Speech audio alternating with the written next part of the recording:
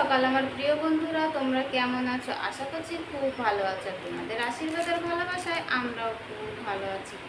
আমি অনিতা। আমার এই ভিডিও যে যেখান থেকেই দেখছো কেন সবাইকে ভালোবাসা জানিয়ে আজকে আমি আবার একটা নতুন ভিডিও শুরু করছি। প্লিজ বন্ধুরা ভিডিওটা স্কিপ করে দেখো না, পুরো ভিডিওটা দেখার অনুরোধ রইল। আর আজকের ভিডিওটা আমি এখান থেকেই শুরু করছি। সকালবেলা ঘুম থেকে উঠে সব কিছু কাজকর্ম করে গুড্ডু সোনার মুখটা ধুয়ে নিয়েছি। আর আমি এখন গুড্ডু সোনাকে খাওয়াতে বসে গেছি।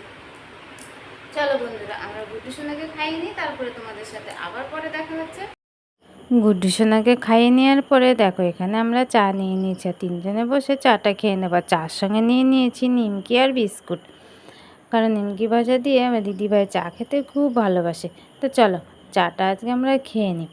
তা দেখো বন্ধুরা, চাটা খেয়ে আমি ও বাড়ি থেকে কিন্তু এই বাড়িতে চলে আছি, মানে যে বাড়িতে আমার শ্বশুর আর শাশুড়ি মা থাকে।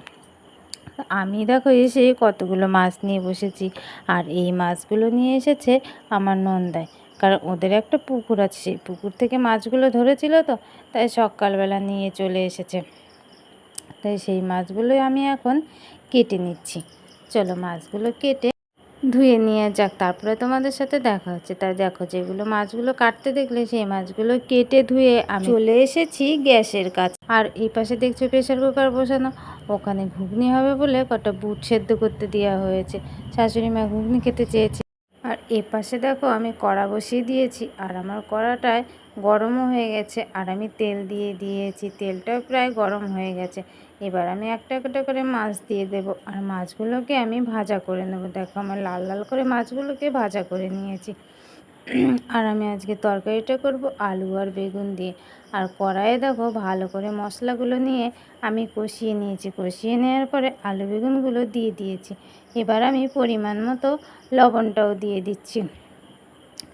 কি বলো তো, আমরা 3-4 জন লোক, তো সেই জন্য বেশি রকম তরকারি করছি না, 2-3 রকম তরকারি করলে আমাদের হয়ে যায়।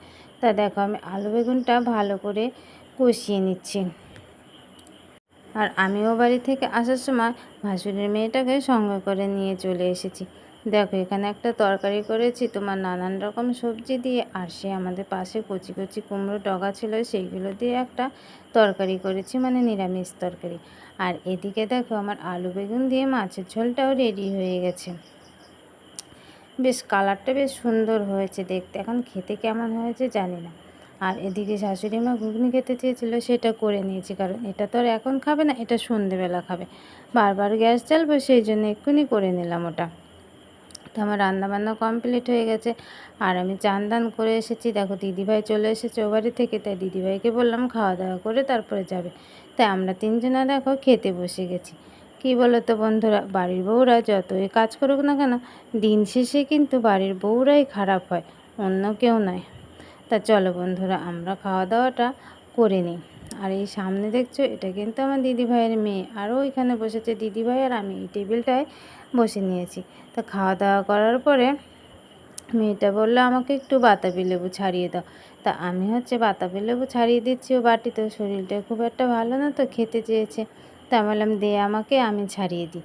তাই আমি ওখানে বসে বসে ছাড়িয়ে দিচ্ছি, আর ও ভাইকে নিয়ে একটু খেলা করছে। তা ওকে দেখো আমি লেবুটা ছাড়িয়ে দিয়ে আসার পরে ছাদে চলে এসেছি, যে জামা কাপড়গুলো সকালবেলা মেলে দিয়েছিলাম চান ধান করে, সেইগুলো তুলতে।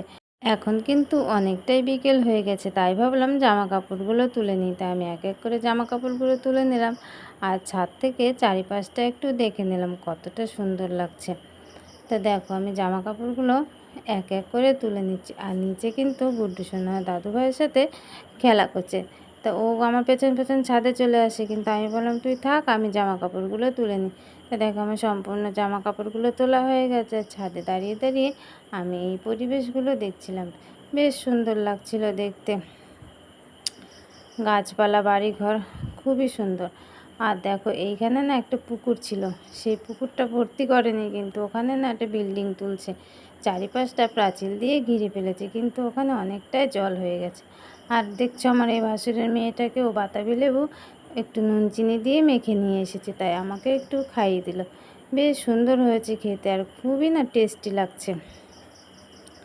তো দেখো সন্ধে হয়ে গেছে, তা দিদিভাইকে আর যেতে দিই না, বললাম একটু পরে যাবে বসো।